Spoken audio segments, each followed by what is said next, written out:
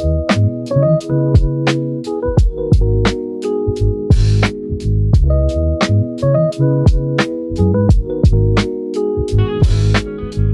Kyle Michael here with Michael Real Estate and Remax Momentum, and I'm back with another episode of Sip and Support, episode 10. We started here 10 episodes ago. We're here with Jordan Meadows, founder of Mental Health Alliance for Athletics. We're at Satire Brewing over here in Thornton, Colorado. Hey, thanks for joining me today. Thanks for having me. Yeah, Great. So tell me a little bit about what is Mental Health Alliance for Athletes?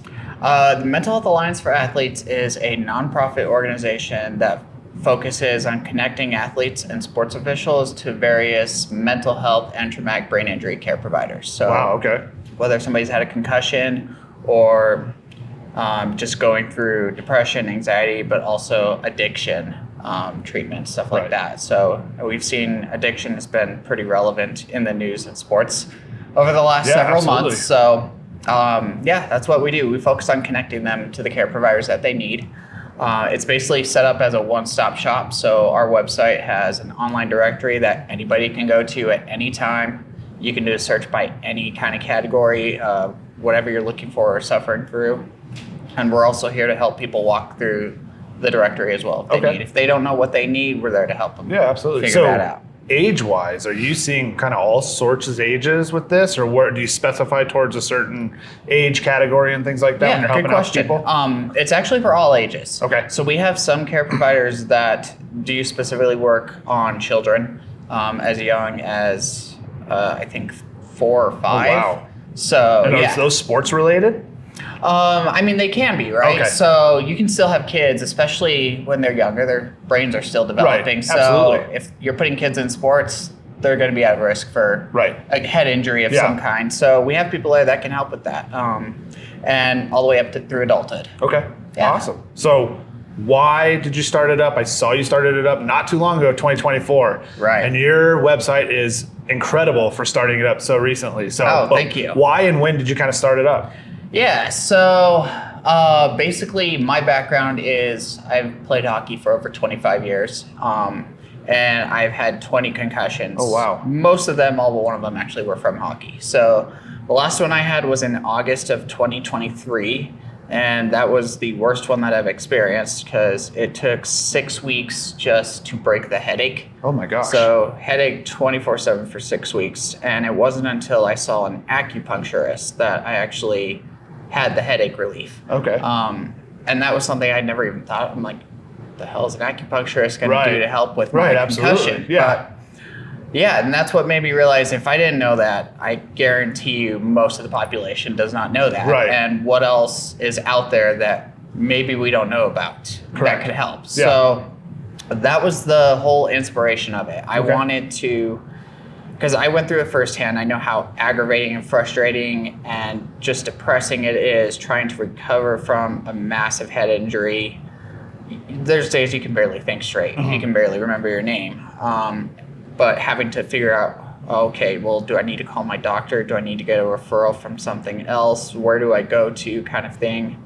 Primary care providers are great, but they're not really going to do much for concussions. Right. Because there's not really much they can do. You get a list of things. You know, when we were kids growing up, you get a list of things. If you can do so many things, you're good to go. If you pass this test, you're good. You're fine. Absolutely. Yeah, not the case anymore. Thankfully, especially in the sports world, I also coach kids hockey. Okay. So we do go through some training, but the training even for that is still inadequate. And I get it. It's click, click, click. Yeah, most coaches don't want to do it. It's unfortunate that most coaches don't want to do it. Right. But we have to do so many classes, and we click through it, and doing other things in the background. I know. Just Yeah. So it's really inadequate, and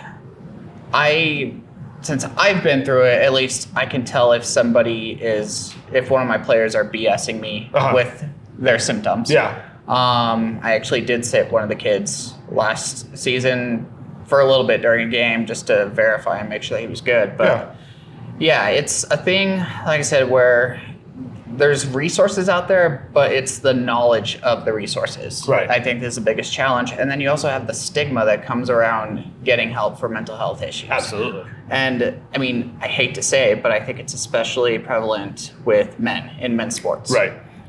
Because they are expected to be, macho, tough, push through it, you Yeah. know. And another thing is, even if you look at professional athletes, they've got it even worse, I think, because that's their entire livelihood. Right. That's where all the depending on money's coming playing. from. Absolutely. Yeah. And not everybody has any kind of guaranteed contract, so you can't play.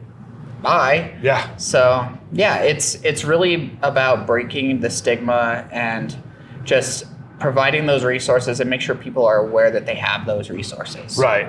And then the other thing that we do is we have a patient financial assistance program. Oh, in that's place. awesome. Okay. Yeah. So if somebody either has a high copay, high deductible, or if they want to see one of our care providers that don't accept insurance because they are mostly alternative medicine specialists, we have a program in place. That way they can still get the help that they need without sacrificing. Is that done through like grants and things like that? Yeah, there's an application process for it. And once the application is complete, we will send the patients a standard HIPAA form for specifically medical billing purposes only. Mm-hmm. So we're not asking the doctors to give us any kind of diagnoses or anything like that.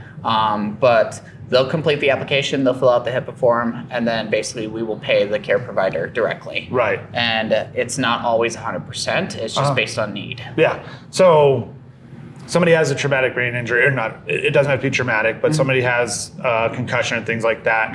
Do they reach out to you directly? Is that the best way to kind of get in contact? And then you set them up with the resources that specifically meet their needs, or how does that kind of work? That is one of the things that we can do. Okay.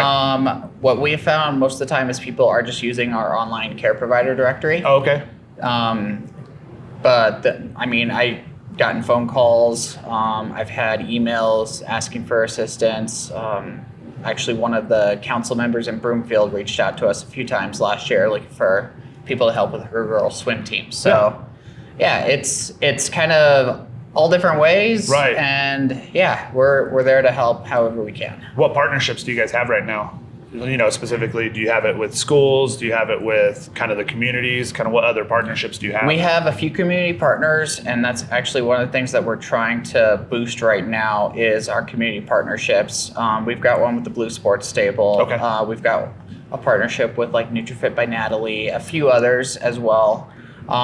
Schools are the toughest ones to break into just to find the right person you need to talk to. Absolutely. It's not like you can just walk into a school anymore like you could 20 years ago. It's a little different. That's an obstacle there, as well as getting into more of the athletic facilities and gyms around. Yeah. I know you mentioned the Blue Sports Stable. Mm-hmm. That's kind of how I found you. You were doing an event there. Somebody promoted it.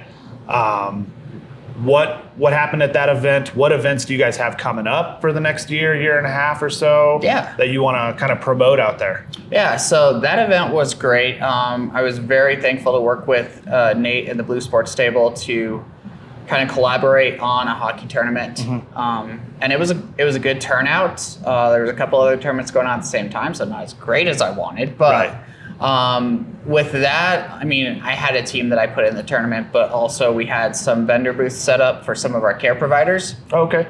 So they were able to get some information out there. We had some assisting stretching set up as well, so athletes were able to get some stretching in. Okay. Yeah, so we did a lot of fun with it. We did a chuck-a-puck contest, and somebody won an autographed Gabe Landeskog stick that the Avs provided us. So.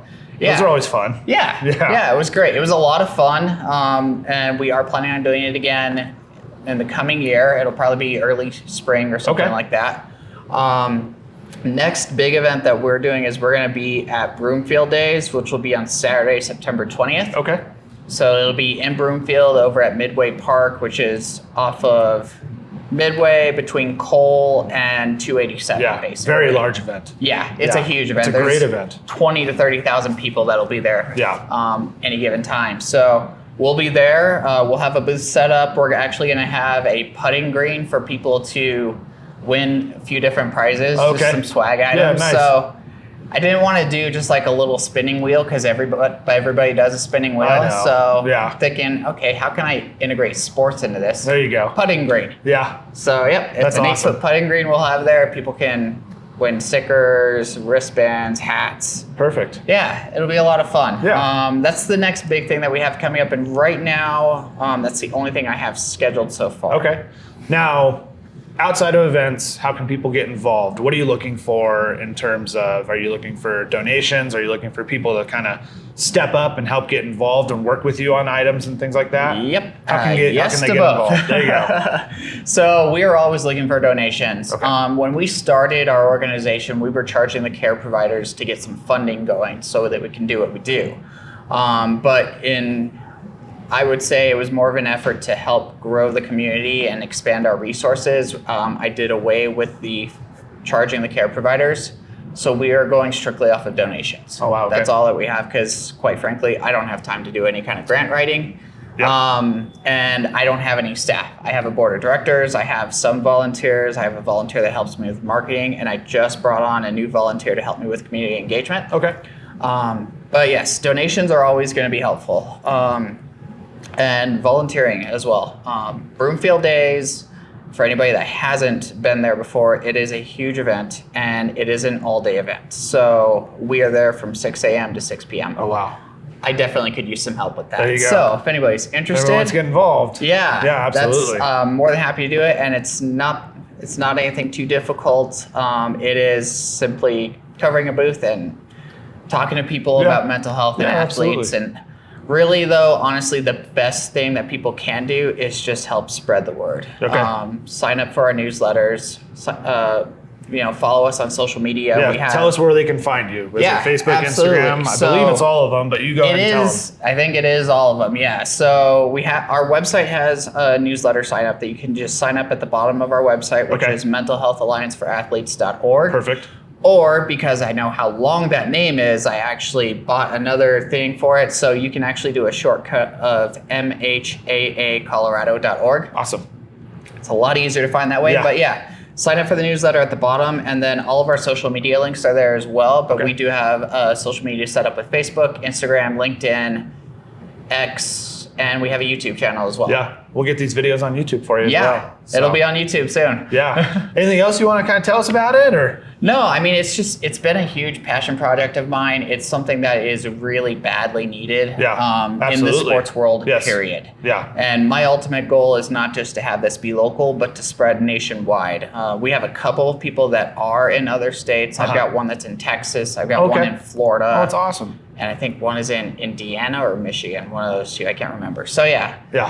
The goal is to spread nationwide, but any growth is growth, and just spreading that awareness that there are resources out there. And any of our care providers will have information, and that way you can just even scan a simple QR code and it'll take you to our website. Oh, perfect. Yeah. Awesome. Well, thanks for joining me. Yeah, thanks, man. I appreciate it. Absolutely. Again, it's Jordan Meadows with Mental Health Alliance for Athletes. It is a long one. It is a long one. Yeah. We want to say a huge thank you to Todd, Stacy, Landon, and the crew over here at Satire for accommodating us in such a short time period. But Satire Brewing over here in Thornton, we always appreciate them. They do a ton for the community. Come on out, check them out. They would appreciate it, but and they'll be at Broomfield Days too. There you go. Absolutely. There you go. Perfect. Other than that, hey, cheers. Cheers.